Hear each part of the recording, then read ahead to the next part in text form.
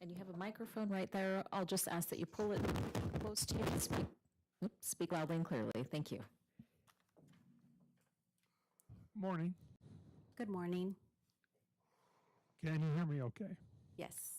Could you introduce yourself to the jury, please? My name is Elisa Smaltz. Can you spell your last name again? Smaltz. Are you currently employed?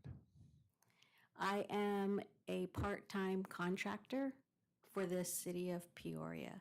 Okay, what are you doing for them? They needed assistance with verifications of their technical casework and latent prints, so that's what I do. All righty.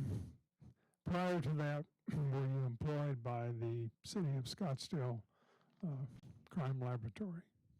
Yes, I was. And when did you go to work there? I started there in 2006 and worked there until the last day of last year when I retired. All righty. Can you give us a little synopsis of, well, first of all, let me ask you this.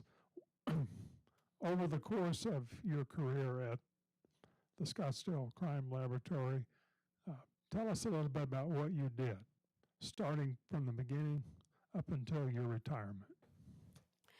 Well, I was first hired as a latent print examiner in their latent print unit.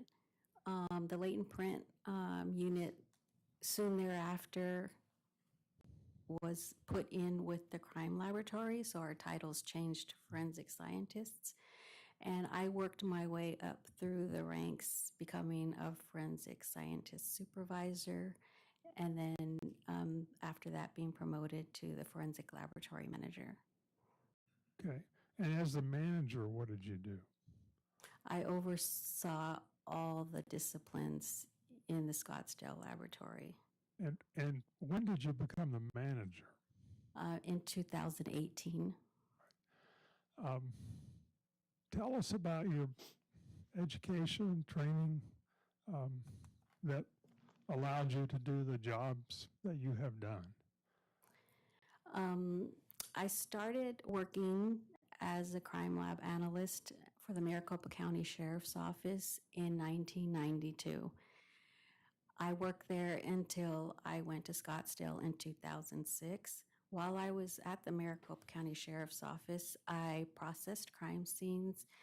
I did latent print comparisons. I processed evidence from those crime scenes in the laboratory. I did APHIS entries and comparisons. And back then, we developed our own film. Okay. Um, Things have changed. Yes, much so. And then after that, like I said, I went to the Scottsdale laboratory and I did latent print comparisons. At the Scottsdale laboratory, the latent print examiners do not respond to the scene unless they need specialized assistance. So my primary function at the laboratory as a latent print examiner was we processed evidence in the laboratory and we compared those prints to known subjects. You, before I forget about it, you mentioned a term, APHIS, Yes. AFIS, I believe. Yes. Can you explain to the jury what that is? It's a database. APHIS stands for Automated Fingerprint Identification System, and it's a database that houses many known exemplars from people who either have been arrested, who are trying to obtain a license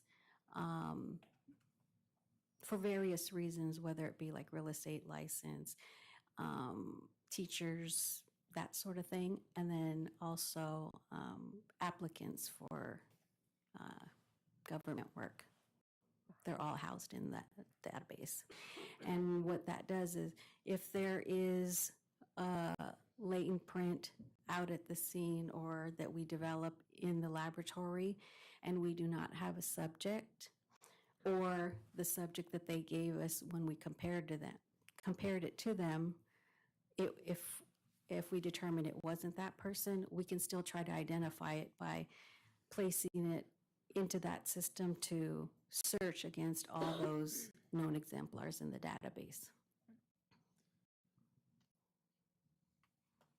You mentioned a moment ago that ordinarily,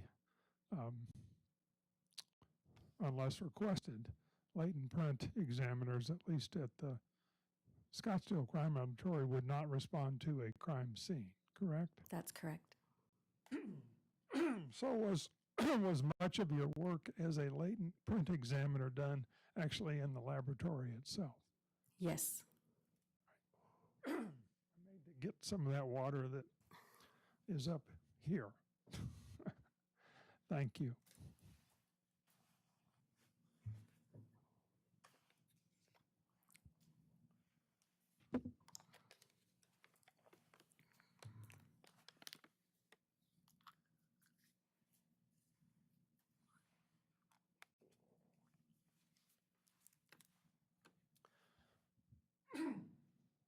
I don't know if this applies to everyone here, but I would think that at least it's possible that when someone mentions the term latent print, they're thinking of fingerprints, which would be the case.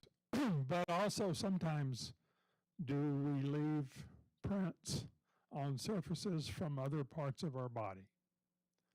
Yes, there's friction ridge skin is what makes up a fingerprint or a friction ridge print. And you have them on your hands and on the bottom of your feet. And is it just the tips of the fingers or other areas of the hand? No, it's the entire hand, your surface here. Fingers, the fingertips, the length of your fingers, and the palm. Thank you. And so if I walk across a surface barefoot, I might leave ridge detail. That's correct. And I think I had Ms. Metz explain friction ridge detail yesterday, but let me go ahead and ask you to do the same. Friction ridge skin, everyone has it. If you look at your hands, you have like ridges and furrows. Biologically, it's there so to assist someone in gripping, and there have different breaks and minutia in there that identifies that print to you uniquely. Assume for me that we've had a description of the process of on occasion lifting a latent print that has been found on an item. That lift is taken to the crime laboratory where you worked, and you were asked to compare that lift to known print impressions, okay? Yes. So you mentioned that, for example, someone might apply to become a teacher or other government position, and in order to get licensed, they have to submit prints. And those prints, images of those prints at least, are put into the APHIS system, correct? That's correct. Maybe someone on the jury has never been fingerprinted, but let me have you describe, for example, if I had to come to the crime laboratory because I wanted to become a teacher, I was required to have my known prints taken. How would that happen? How would you accomplish that task? You would go to a designated location in which they offer that service. For instance, for a license as you described, most likely you would be printed using black printer's ink and a paper stock card that has a place for all 10 fingers rolled and placed directly straight onto the card.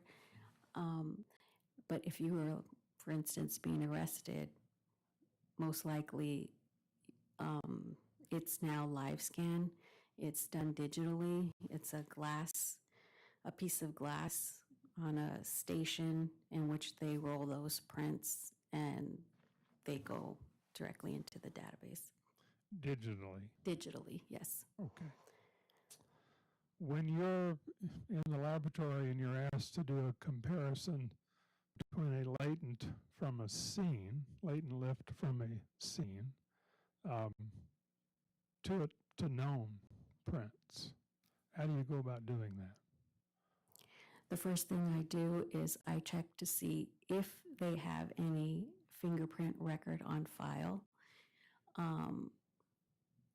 If they do, most likely I can retrieve those digitally. Sometimes agencies have files that are the way that I described before, using black printer's ink. So I would do my best to try to locate a known fingerprint record for that person. And then how do you go about determining if those match or not? I first, with the latent print, the first thing I'm going to do is I'm going to look at it to see what kind of detail is there. Is there even enough there for me to conduct a comparison? The next thing I'm going to look at is to see anything like if there's distortion in that print so that I can take that into account when I'm doing the comparison. So I analyze that print and I notate, mentally the uniqueness of that print.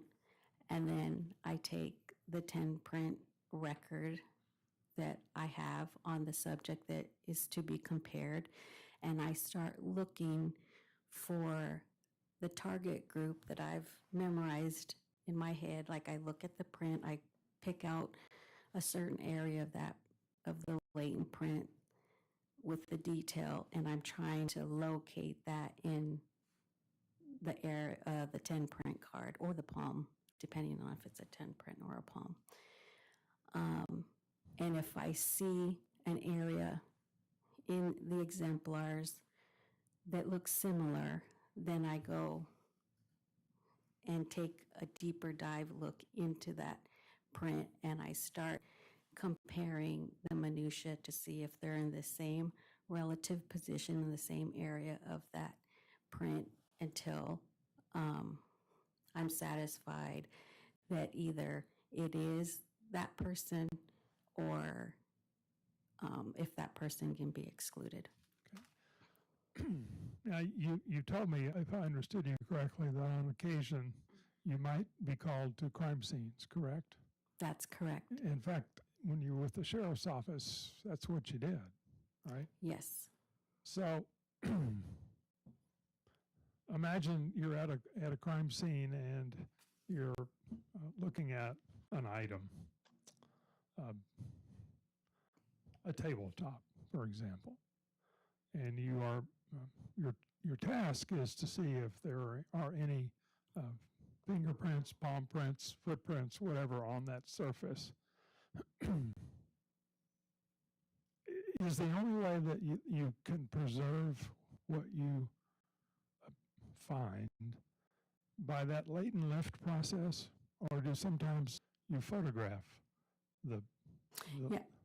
Yes. Okay, so when I'm going to process an area, the first thing I determine is what is the surface I'm processing? What kind of surface is it?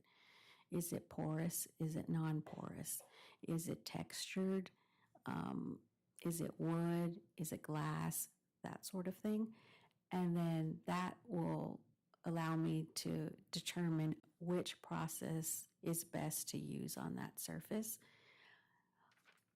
So there's physical processes such as the black powder method lifting, and then there's chemical processes as well. So, for instance, if there's a surface that's more textured, or a print may be in something other than like normal sweat or perspiration, then I'll pick a chemical process, which there's various ones. There's some that's specifically for blood, and there's some that all I'm trying to do is preserve any print that may be on that surface. And for instance, super glue method, it's cyanacrylate, and what happens in that process is that area is, the super glue is fumed. Those fumes are allowed to deposit on the surface, which then hardens those prints and preserves those prints. And then subsequent chemical process, like liquid chemicals, can then be applied without washing them away. And then those will be looked at like under a forensic light source to be able to visualize, and then you would photograph those. Would it be possible for you to preserve a latent print that you find at a scene, get it back to the laboratory, and in looking at it, then determine there really isn't, it's a print, but there isn't sufficient ridge detail to do any sort of comparison? Absolutely. Okay. Because typically when you're at the scene, you're just trying to collect as much as you can. It's really not the time for you to do any specific analysis on those prints. Okay.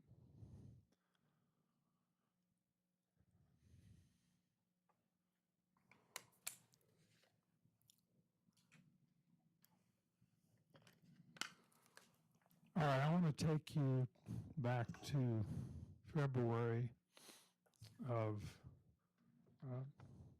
2015. On February the 19th of 2015, what was your assignment in the laboratory? I was a forensic scientist supervisor at that time. And I neglected to ask, when you do your work either going to a scene, processing an item within the laboratory.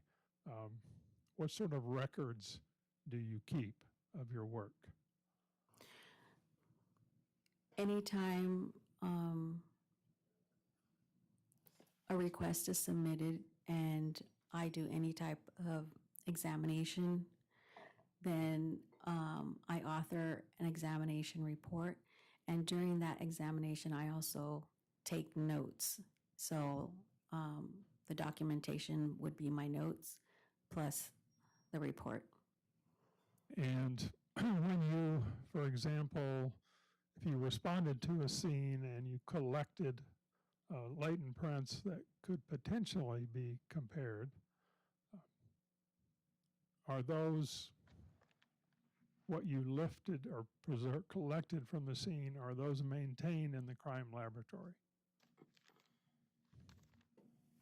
And what I'm getting at here is, for example, a latent print card, which Ms. Metz explained yesterday. Are those preserved within the laboratory? Yes. If you take a photograph of, you develop a latent at the scene and you take a photograph of it, are those preserved in the laboratory? Yes. I want to take you to February the 19th, 2015.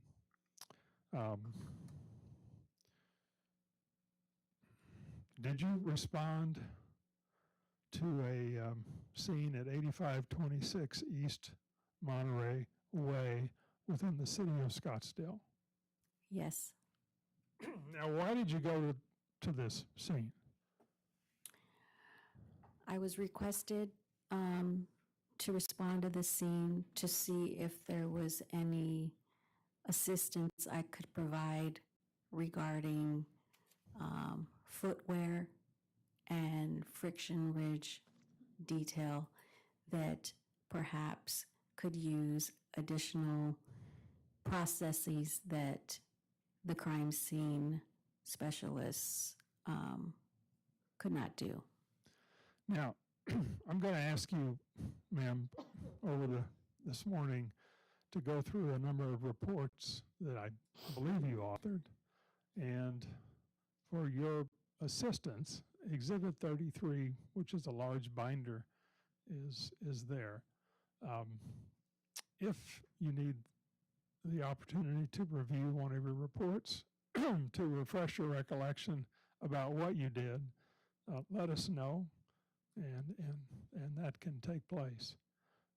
But before I do that, so do you remember going to this scene? Yes. And when you arrived, tell us what you did. I mean, initially, what you did. The first thing I did was spoke to detective there to see where I could enter the residence. Once I was able to enter the residence, they showed me around to see the things they had in mind for me, and I offered my opinion on how I could help them. Okay. And so after that, after I obtained that information, then I was able to determine what supplies I would need. And when you enter when you entered into this scene, are you wearing any protective clothing of any sort? Yes. And what would that be? We wear something called Tyvek suits. It's a special suit. They're usually white. And so I would have the booties, a full suit, a bonnet on to cover my head, my hair, and a mask. Okay. What about And gloves. And gloves. All righty. Mm-hmm. I know it's been 10 years ago or so, actually a little longer than that now, maybe, but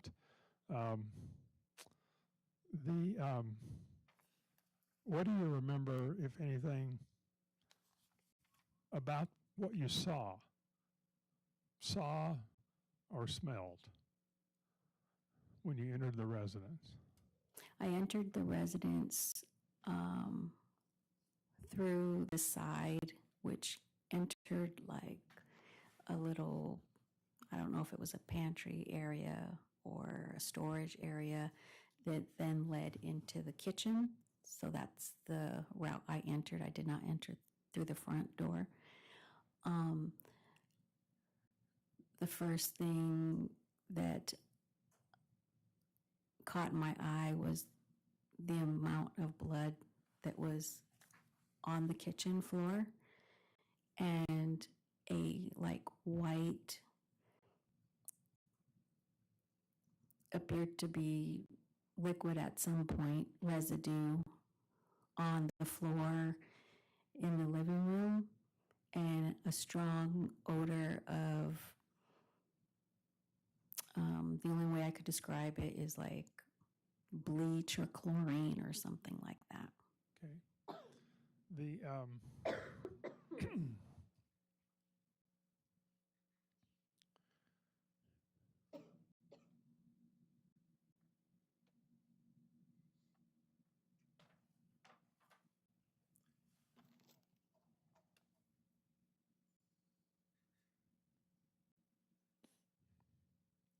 so you mentioned a moment ago that you spoke with a detective, you entered the residence, uh, observed the scene, and then you suggested to the detectives what you might be able to do, correct? Correct.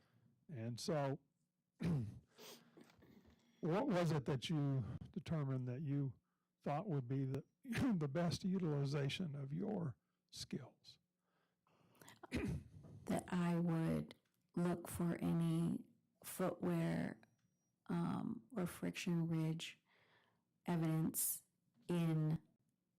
within the blood that was on the kitchen floor and on the floor of the living room.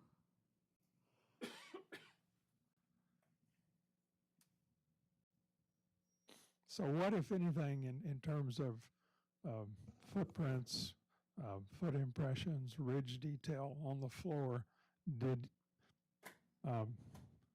could you see any, first of all, just visually?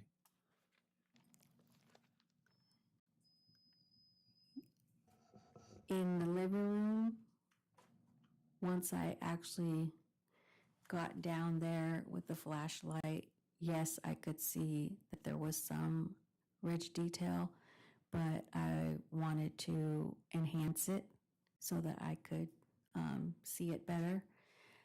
That was in the living room. And in the kitchen, I believe I saw some impressions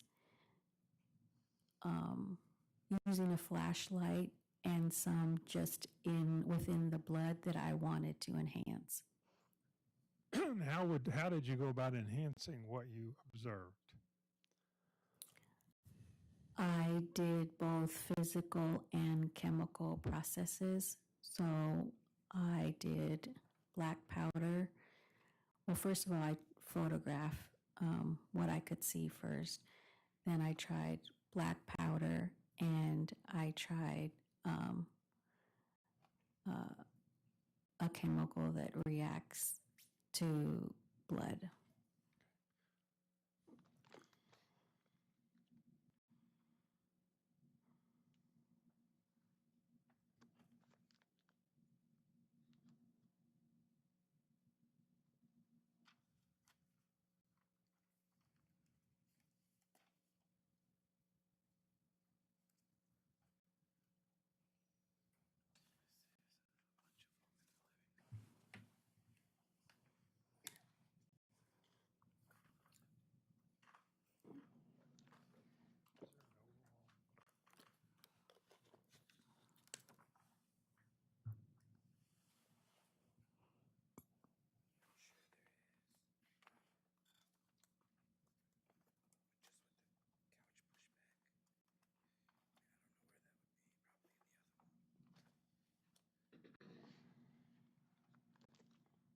Now, after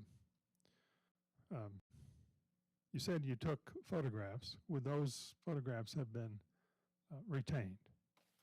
Yes, I personally did not take those photographs. The crime scene specialist took the photographs at my direction. All righty. And then the after utilizing the chemical processing, does that allow, might that allow for a photograph to be taken to make it the image itself, the ridge detail, more apparent or obvious? Yes. And when we look at a photograph of an area of, let's say, the living room floor, and after the chemical processing, just we have some images. I'll show you, not right this moment, but they have a distinctive color. Why is that? That is from the chemical that I used. For example, the ones in blood would be blue after I apply the chemical that I use for that. The ones that aren't in blood, you'll see it has a yellow hue because that dye stain is yellow. And when I use the alternate light source to visualize that, you'll see the image, the ridge detail in yellow, like fluoresce. You earlier this morning you explained the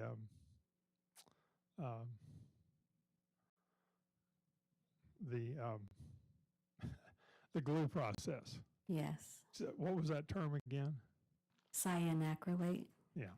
All righty. Can you spell that?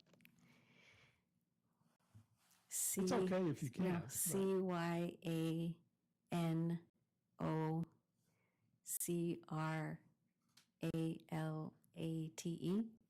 Thank you. I thought that might help the court reporter. That's why I asked. So did you do that within the home that day? Not that day. Okay. When did you do it, if you did? The second day I responded. All right. So how did you go about doing that?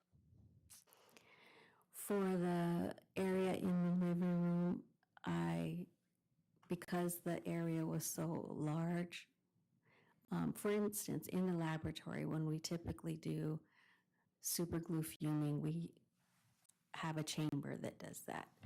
So at a scene, which the floor was much larger, I had to create a portable tent.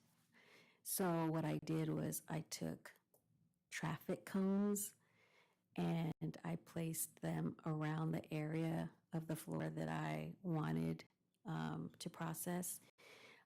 And I placed plastic across those cones to create a tent.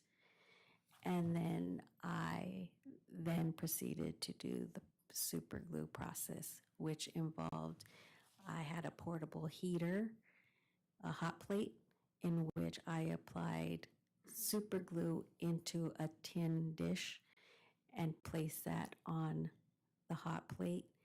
And I heated that up within that sealed tent that I made. And I also put a humidifier in there because the super glue needs humidity in order for it to adhere to the surface. So I humidified the area, then put the glue in there to heat it up so that it would fume, and I let that fume for a while and then took it out, and then I had to then clear the house and for it to air out. the chemical. Yes, the chemical needed to air out. And then were photographs taken of any ridge detail that you observed? Yes. Um,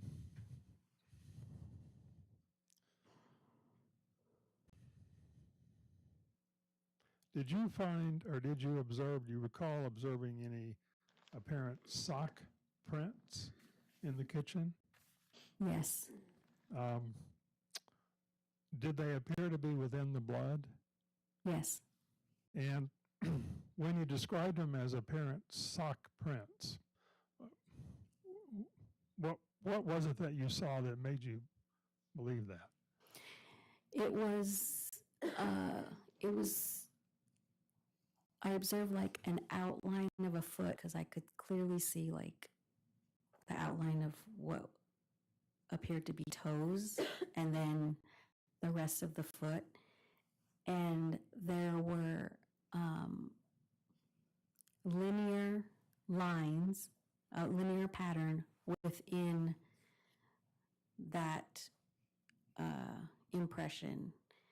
And they were all parallel. The lines were parallel along from the what would be the heel to the toe, and they were just in rows, which friction ridge is not like that.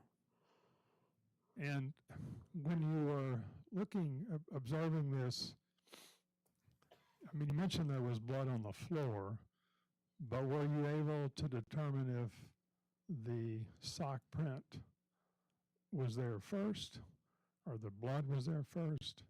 Was that possible? It appeared to me that the sock was there after the blood.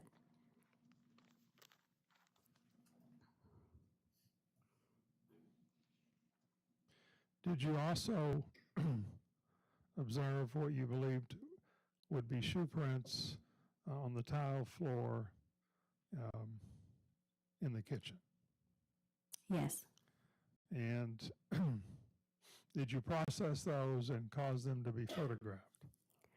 Yes.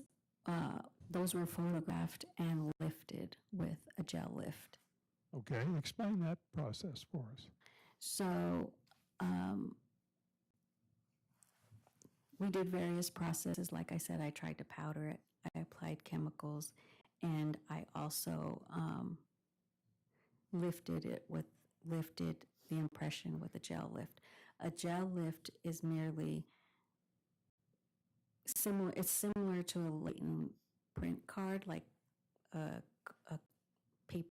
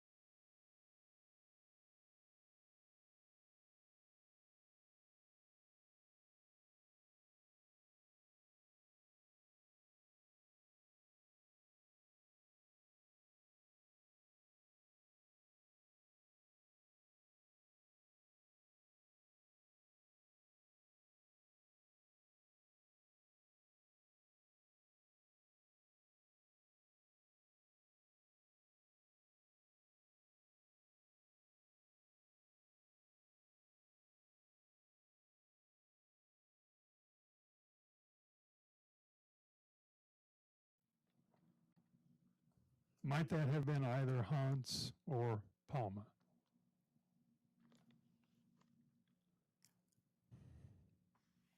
I would assume, yes. When you processed what you observed and you saw potential ridge detail or a sock imprint, did you label them or cause them to be labeled in some fashion, and then a photograph taken? Yes. And what label would you have been using? I used L for laboratory so that those could be differentiated from the evidence that the crime scene individuals were collecting. So we laid out little paper cards in the location of each imprint or ridge detailed area so that those could be photographed.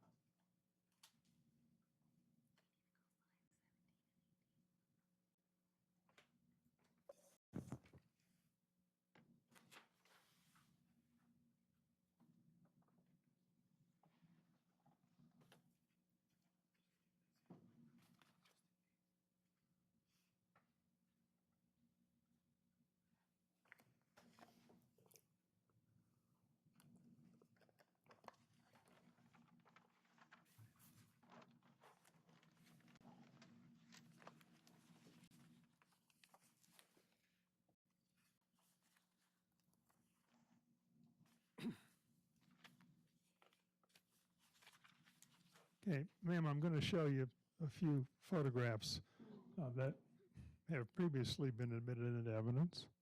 And the first one I'm going to show you is Exhibit 514.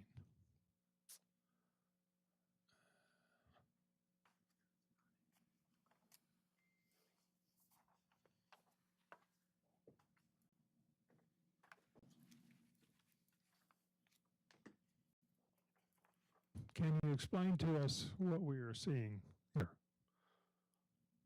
In this image, you can see the traffic cones that I described to you earlier, which assisted me in creating a tent. And there is the placard L5 displayed there. And you can also, in that image, you can see the hot plate that I was describing to you with the tin, with the super glue. You can see that the super glue has changed color because it was heated. So this object that I'm pointing to on Yes. the cone? Yes. And so this particular photograph then, it sounds like, would have been taken after you had utilized the super glue. Yes. And in the chair back here, this plastic sheet, you know what that is? It looks like plastic, but I don't recall if that was the plastic that I used. It could have been, but I don't recall. All righty. In order to process this area, did you have to cause the couch to be moved? Yes, so that we could get in there to move around and be able to build the tent.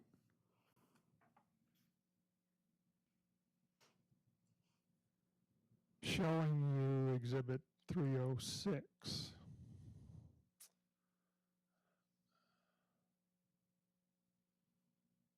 Describe for the jury, please, what we're seeing here.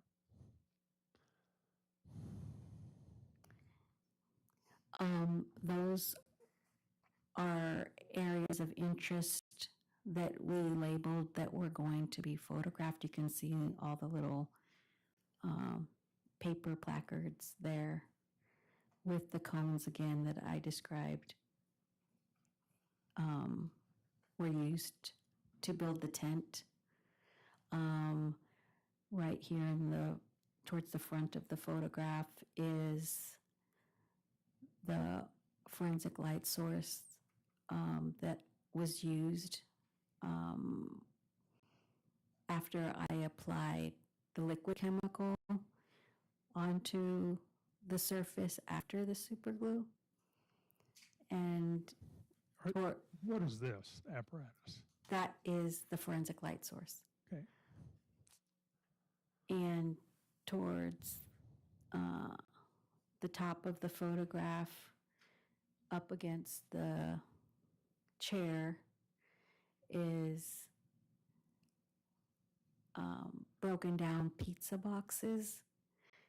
Again, like I said, I was trying to do things that are typically in the laboratory out at a scene. So in order for me to visualize those prints with the forensic light source, I needed that area to be completely dark. And as you can see, that big window there, it was producing too much light. So I literally was trying to cover that area with the extended out pizza box to not allow the light in, and so that I could use that light source to look at what was produced after I superglued it and applied the chemicals.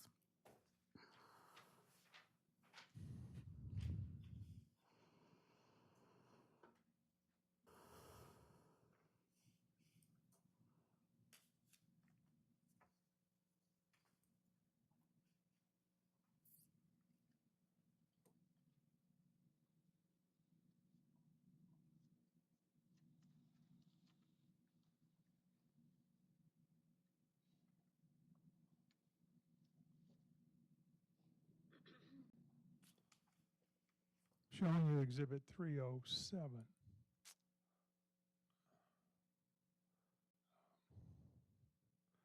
This particular area of the, well, first of all, does this appear to be that living room floor? Yes.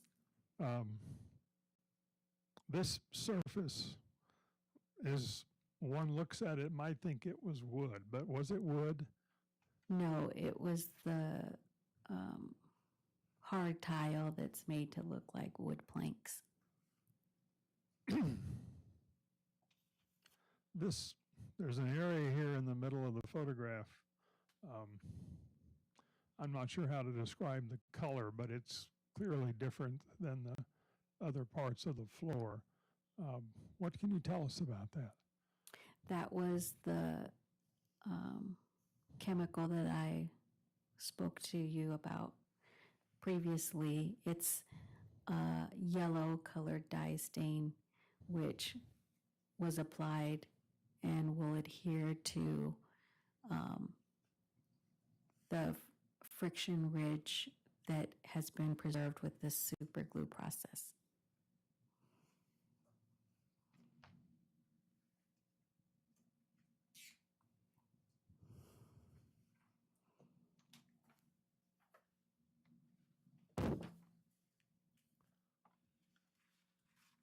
Showing you Exhibit 304, which is in evidence.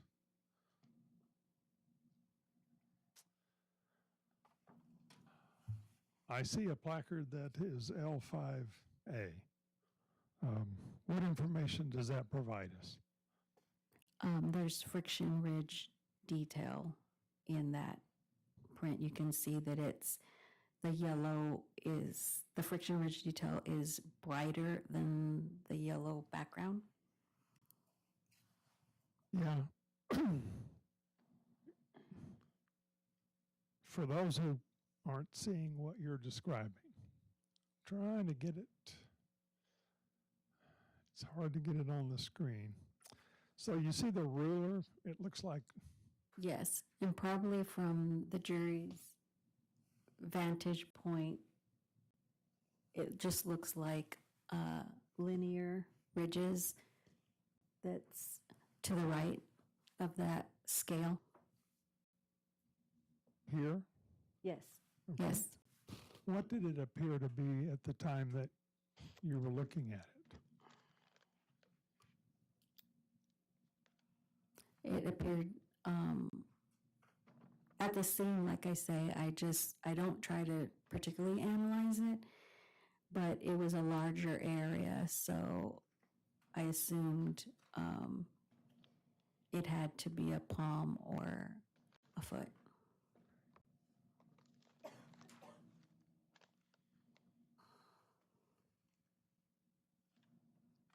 And exhibit 305.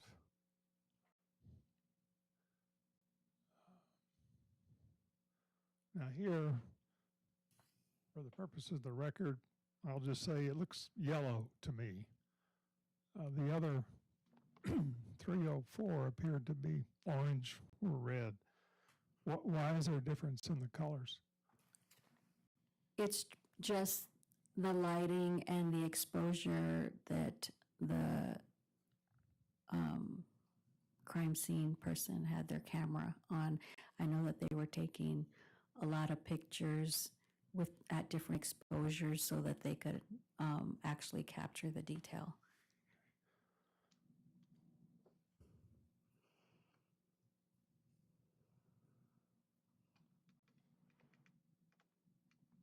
See the arrow in the ruler?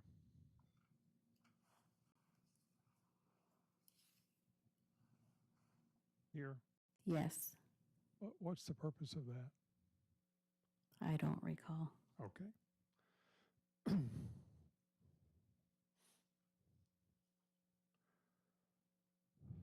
Do you see the date, however? Yes, Appears to be February 20th. Would you agree?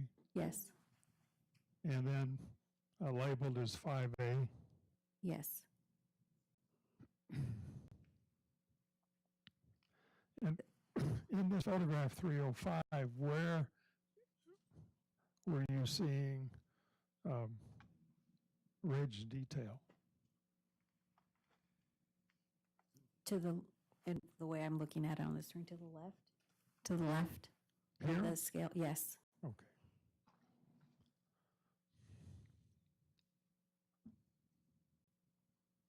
That arrow in the scale was probably a directional arrow. But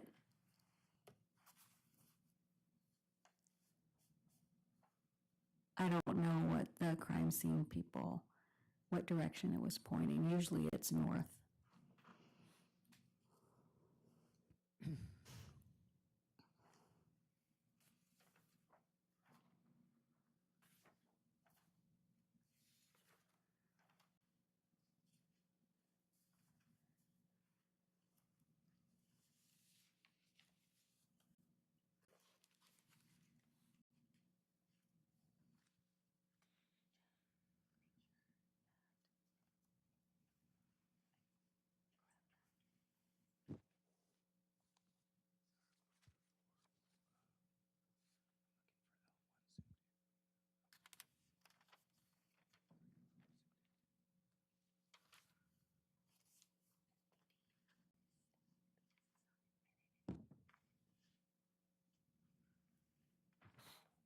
Showing you Exhibit 85, which is in evidence.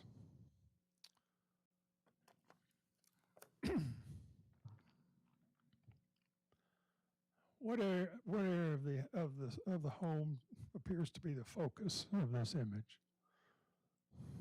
The kitchen. And you can see in the back of that in the mirror how we were dressed. You can see the reflection. Here. Yes. All righty. And so that white appearing item is a Tyvek. The Tyvek. Mm-hmm.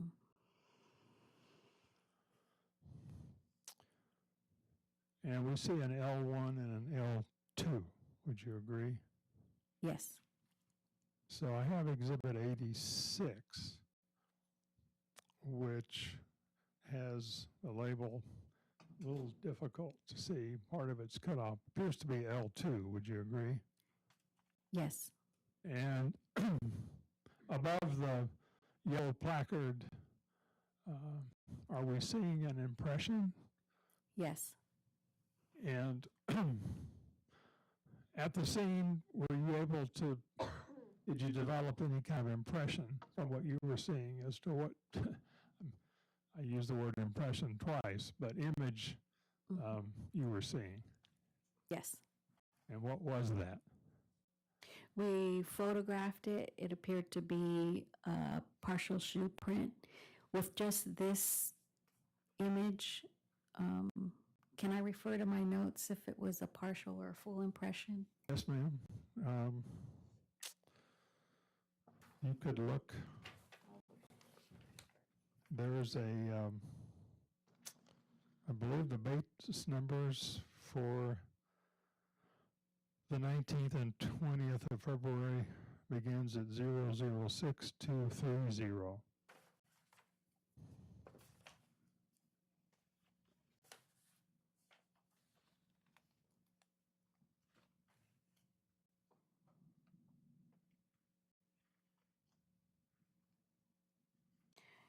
Okay, so my notes say that it was, appeared to be a right shoe with the diamond pattern in the heel and a hexagon triangle pattern in the toe.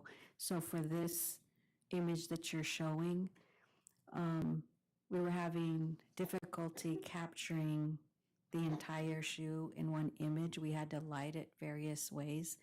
So I'm assuming there's another photo out there that shows the rest of the shoe.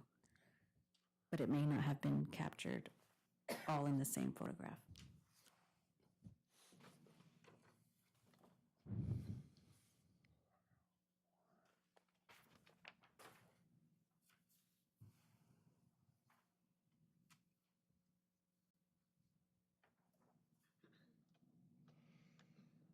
Now, directing your attention to Exhibit 85 again, on the floor, I see what appears to be a blue stain. What would that be? That is the Kamasi blue chemical that I was referring to that reacts to the protein in blood. In this image, can you see what appears to be some sort of pattern, wavy pattern leading to the hallway? Yes, And did you observe it that day? yes. Do you recall if we were to imagine a photograph which showed the hallway, this area of the living room, and then the Arcadia door off here to the right, did that pattern go all the way to the Arcadia door or into the kitchen? Yes, I believe it started, I don't know exactly where it started, but it was from at the Arcadia door, kind of like in a wave pattern there, through the archway, and then down the hall.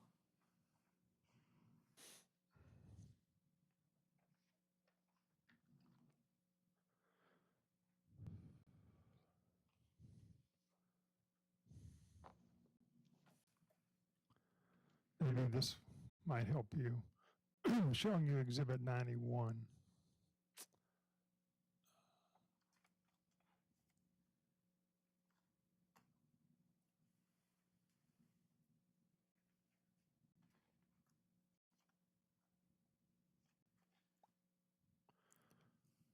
So we see, would you agree with me, in this photograph we see an L3 and an L4 Yes, and a large mirror, correct? yes, Next to the Arcadia door. And this red appearing stain that I'm putting my finger around, this wavy pattern, what did that appear to be to you? apparent blood. And the chemical reactions that you've described, we see at L3 and L4. What did that reaction indicate to you? That it was reacting with the protein in the blood. So those blue over there by in front of the mirror, there was blood there over there as well. And showing you Exhibit 89, would you agree with me that this appears to be a close-up of that L4 image? Yes. And what, if anything, well, first of all, this particular chemical process was to determine if it was blood? No, it wasn't to determine if it was blood. It was just that it reacts with protein in blood. Okay. And what were you attempting to do with the chemical process? I was attempting to enhance what I saw in the blood. And So you can see here, I only applied that chemical. You can see the line of the tile where the blue is up in the top corner. So down at the bottom corner of the image, I did not apply the chemical to those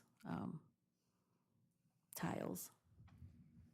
within this blue stain, as we're looking at it here, inside the ruler, the Yes. L-shaped ruler, are we seeing any sort of ridge detail?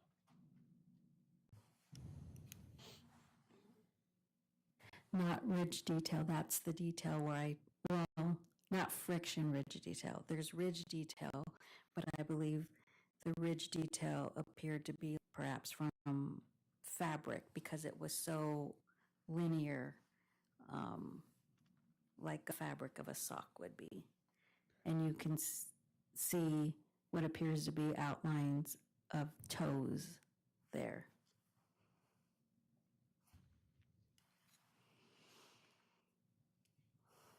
Same question with, again, in Exhibit 91, we see an L3. Would you agree? Yes. Exhibit 87 appears to be a close-up of L3. Would you agree? Yes. What are we seeing here? You can see what appears to be the shape of a foot with outline of toes within that apparent blood smear. And you can also see those linear ridge pattern that appear to go like from the toe area down towards the heel area.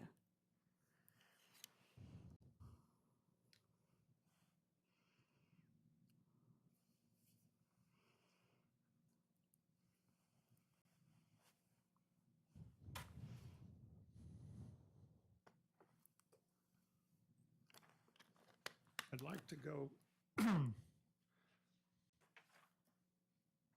through the L numbers. They appear to be, according to your report, L1 through L18.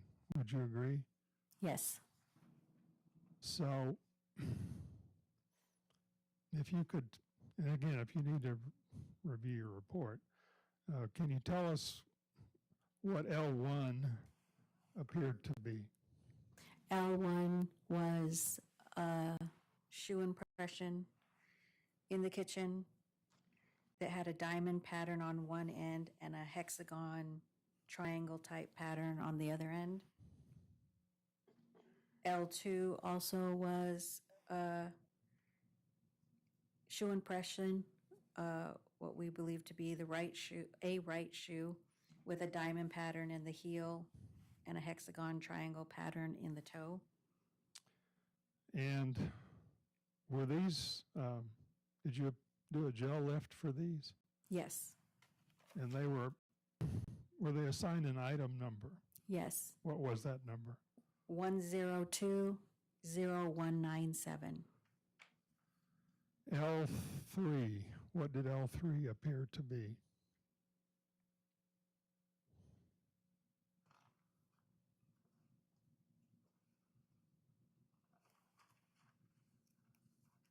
That was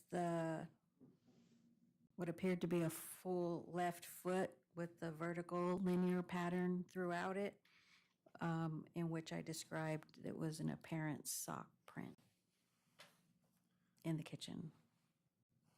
L5. L5 was down in the sunken living room, and that was friction ridge detail. L6, I did fail to ask you about that, but did you find some apparent hairs? Yeah, while I was examining the floor, I did find some apparent hairs, so we collected that as well, and that was L6. L7, 8, and 9. Was that friction ridge detail? Yes, that was all friction ridge detail down in the sunken living room. L10, was that a partial shoe impression? Yes, it was a partial shoe impression with the lug pattern. 11, 12, and 13, were those? Those were similar to the sock print that I observed and developed in the kitchen in the blood, and those sock prints appeared also to be in blood. L14. Was a partial shoe print with the diamond pattern. L15 and L16. That was more what appeared to be sock prints in blood. L17 and 18. Those were friction ridge detail.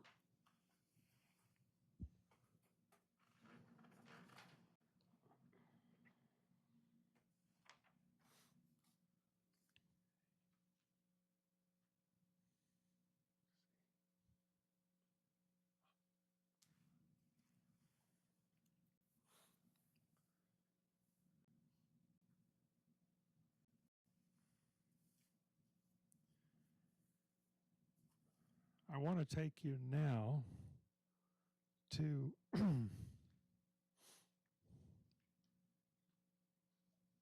March 5th of 2015.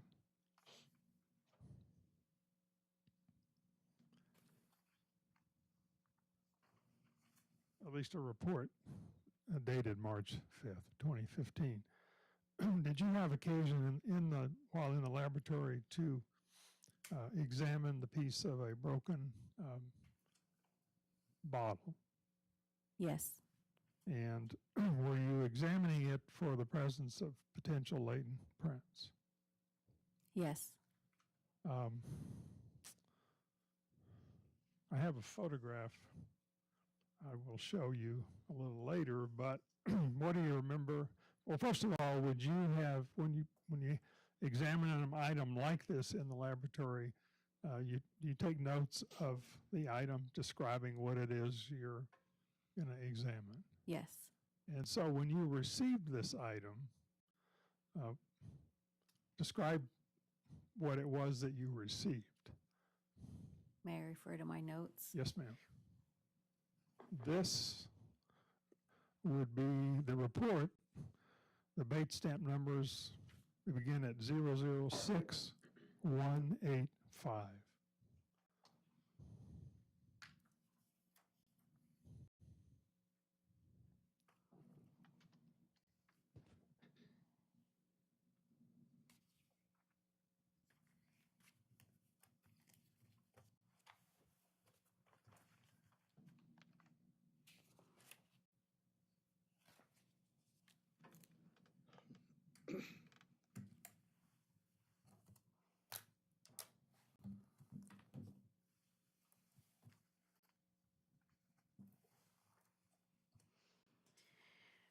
Okay, my notes state that I received a broken bottleneck that was packaged in a cardboard box. And the cardboard box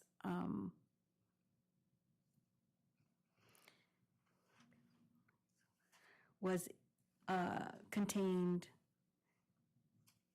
the bottleneck in a glass jar filled with Kim wipes,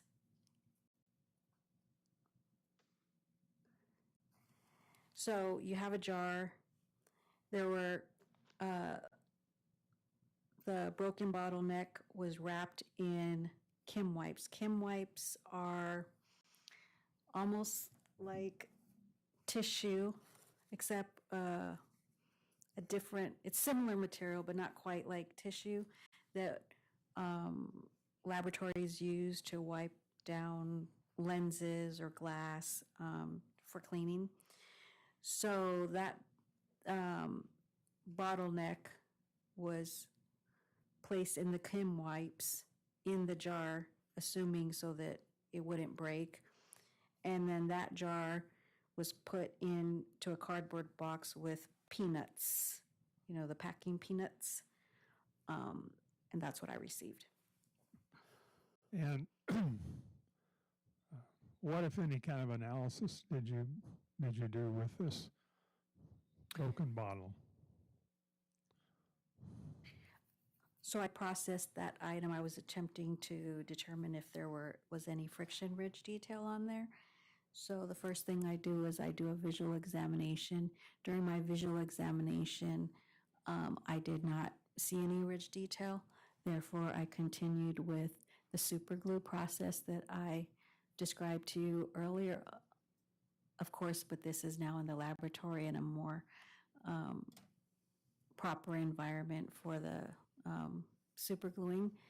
And I placed that into the super glue chamber and fumed that item. I then looked at to see if anything was developed from after the super glue process. I still did not see any friction ridge detail. So then I applied the liquid fluorescent dye, that the same one that I used at the scene, called MBD, which fluoresces yellow. So then I looked at that under an alternate light source, which is also the forensic light source that I showed in the photograph earlier. And I still did not see any ridge detail. Now, while conducting your analysis, did you have in mind the potential that this item might be processed later for DNA? Yes, and anytime I believe that an item is going to need to be processed for DNA, I always use clean techniques, which means I'm wearing gloves, I'm wearing a mask, I'm cleaning everything prior to and in between each step. I'm cleaning my gloves, changing my gloves, cleaning the utensils that I use, et cetera, et cetera. And did you do that in this case? Yes.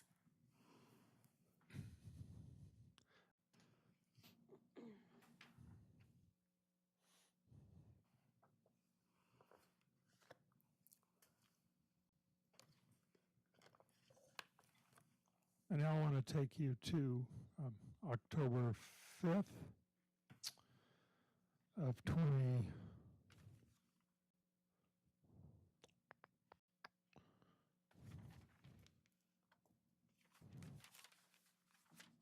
Actually, September 20th of 2016 is the report. But on March the 19th of 2015, did you at the laboratory, did you obtain print exemplars for Alex? And I'm going to mispronounce his name. I'm going to spell his last name, Sukhodolov. Yes. And did you get finger, palm, and foot exemplars. Yes, I did. And the term exemplar, I guess, is probably obvious, but I mean, what is an exemplar? It's merely the capturing of the friction ridge detail on the hands and the feet, the palmar surface of the hands and the soles of the feet.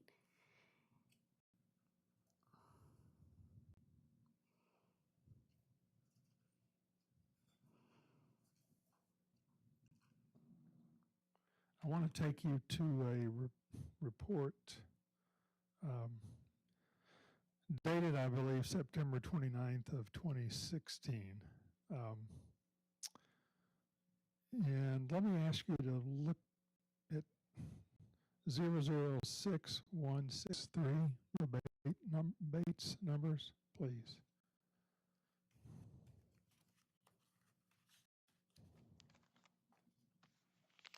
Can you say the number again, please? Sure, 006163.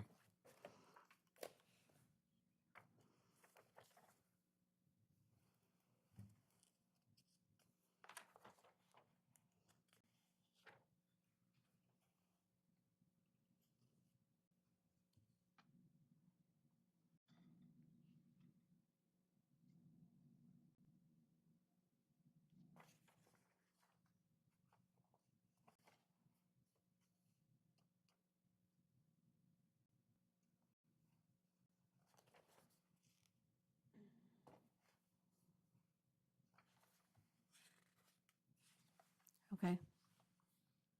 So does this, were you recording your examination of a closet door that had been impounded? Yes. And can you tell me, because I'm a little confused by the dates, but what date would this have been done?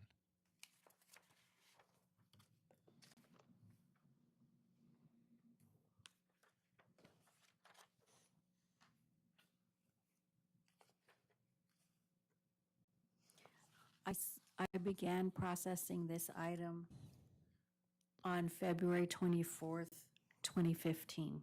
Okay. And describe, Your Honor, it's 5 minutes to 12. It's going to take me a few minutes with this. You want to go ahead and take the break? If this is a good time to take a break, we'll go ahead and break for lunch at this time. Please remember that admonition, and we'll see you back here at 1:30. Thank you.